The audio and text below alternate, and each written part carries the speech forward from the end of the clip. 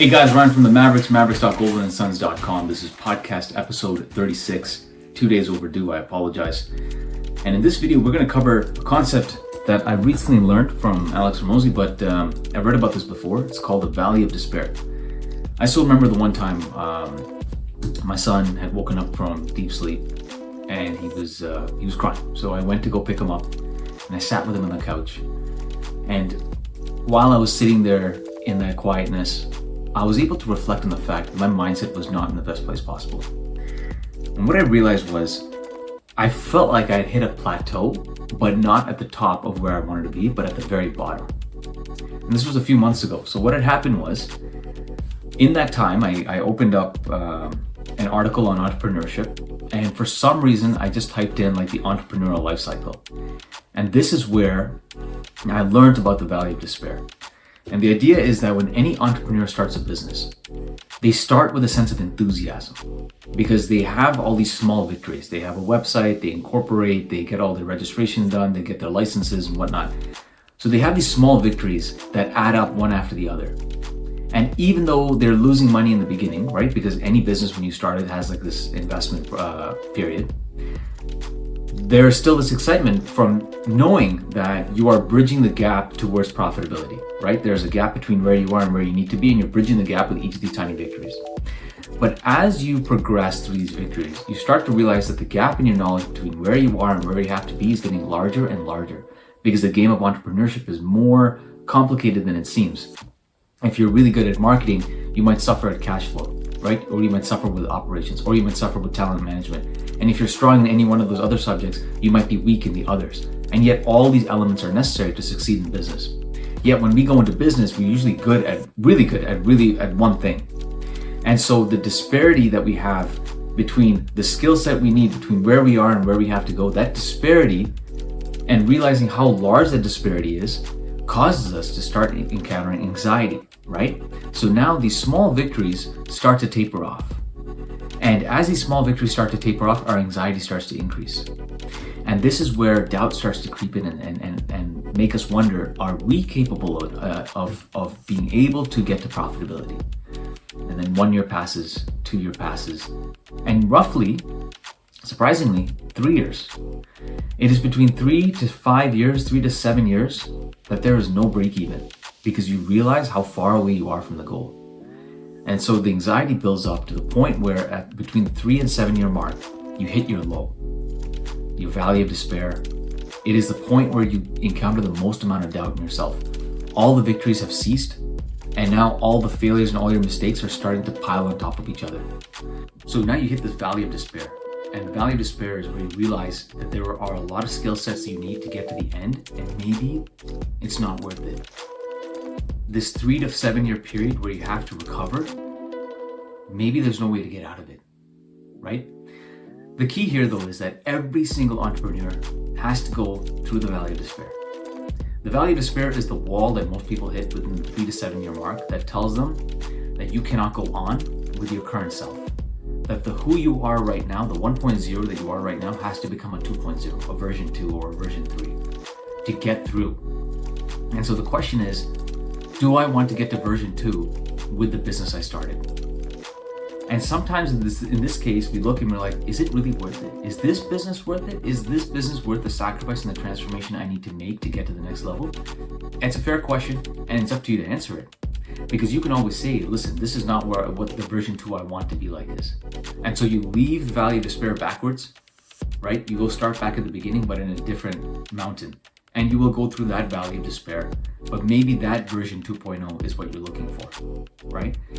But in any case, every entrepreneur hits the valley of despair, and that's where they have to make the decision. Am I going to upgrade my version in this valley, or am I going to go back and try another business or and attempt another valley? Every entrepreneur goes through this, but the reason I'm pressing this point is because every CEO, every founder-led business, where the CEO is the founder of the business, had to go through this as well.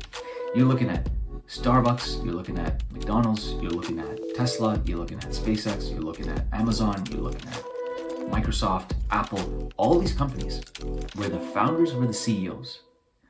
These organizations were led by people that decided to become version 2.0 in that valley of despair. Does that make sense to you? I mean, am I really getting this point to you? What I want to say is, if you have started a business, especially a brick and mortar business, because the overhead is it's tangible, you can feel the overhead, you're paying it out of your pocket, and you can't actually relinquish the overhead, right? You have to pay it, so the pressure's on. So especially brick and mortar businesses, but anyone that has like recurring expenses and the revenue is not coming in and you hit the bottom of the valley, what you have to realize is the CEOs of all major companies hit the bottom of the valley as well. And they made the decision that they were going to be version 2.0 in that valley to get out of it. So the question for you is, if you hit that valley, do you want to be version 2.0 in that valley? And if the answer is yes, and there's only one of two answers, you can either become version 2.0 or you can quit, right? And you can quit and start another business and go through that valley of despair before you climb to the top of the mountain, or you can go back to regular full-time work because you decide that, entrepreneurship is not for you, which is fair. But if you stay in the game and you stay in this valley and you say, okay, I need to be version 2.0 in this valley, then what ends up happening is you end up having hope in the midst of despair. And it's funny because despair is a vice. Despair is the absence of hope. To then have hope in the valley of despair is to be the most courageous person possible, right? To have joy in the midst of suffering, to have hope in the midst of despair, is to be one who is super courageous, one who's going to be super inspirational in the future. But you need to be version 2.0. And when you make that decision, guess what? You're already version 2.0. Because only a person with immense courage will make the decision to transform in that darkness. Now, when you transform, what happens? You will start to uncover small answers that will lead to victories. And you remember when you started in the beginning, you had those small victories, but you were losing money? This is different. Now you're in the valley. You're going to have these small victories, but it's going to lead to money. You're going to become profitable. You're going to start making the right decisions. Cash flow management, operations, talent management, expansion, scaling, revenue growth, sales, marketing. All those things will start to figure out. You'll become a pro at all of those things in your business industry. And then when you're finally out, you are where you deserve to be because you didn't give up. So every entrepreneur goes through the valley of despair.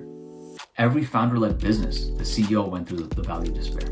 And all the great leaders in business and all the industry titans you've ever seen all went through the valley of despair, all made the decision to be version 2.0 in that valley. And I will venture to bet that for the majority of businesses that fail, the failure does not come from cash flow, even though the statistics say cash flow, even though statistics say burnout. The key here is the burnout, right? It's not the cash flow. Even in poor cash flow situations, there are so many businesses that are insolvent right now that are still operating.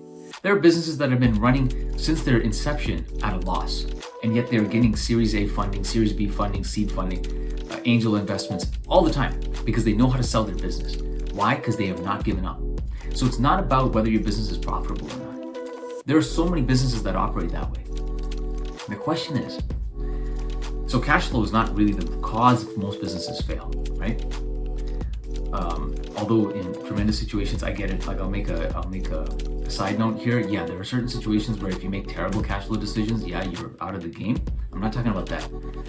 I'm talking about the case where you're losing money every month and you're not able to turn it around. There's two reasons: lack of sales and lack of cash flow management. Solve those two problems and you get your money back, right? So anyway, most people quit from burnout because most people quit in the valley of despair. So if 95% of businesses are failing, I will guarantee you that the majority of them is because they did not want to transform and become version 2.0 in the valley of despair. So now that you know that, what decision are you going to make? Are you going to get out of the valley of despair? Are you going to go and become version 2.0 in that valley? Are you going to gain the courage to supersede sorrow? Are you going to gain the courage to supersede fear so that you can make it out? And when you make it out and these small victories start to pile up, guess what happens? Like I said before, you get to where you deserve to go because you earned it. Anyway, this is Brian from the Mavericks, mavericks.goldenandsons.com. If you're going through this period of time, listen, Mavericks is all about supporting businesses that are in this period because I think maybe the greatest contribution I can make to society is to help all those people that have had the courage to start a business to have the courage to become version 2.0 in the valley and not to give up. So if you want to join us, mavericks.goldenandsons.com. See you there. Take care.